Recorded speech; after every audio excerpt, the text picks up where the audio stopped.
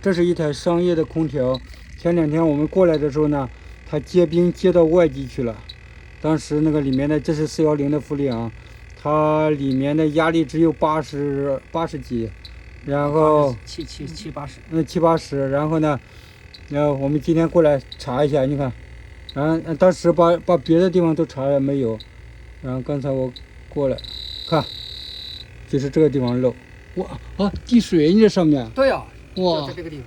OK，这个就是有时候像这种的话，你自己就可以 fix。